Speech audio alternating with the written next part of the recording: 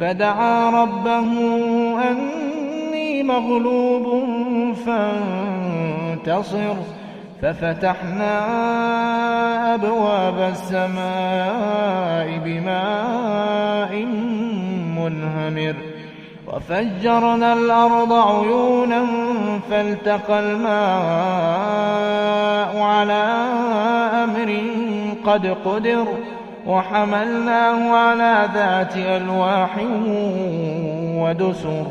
تجري بأعيننا جزاء لمن كان كفر ولقد تركناها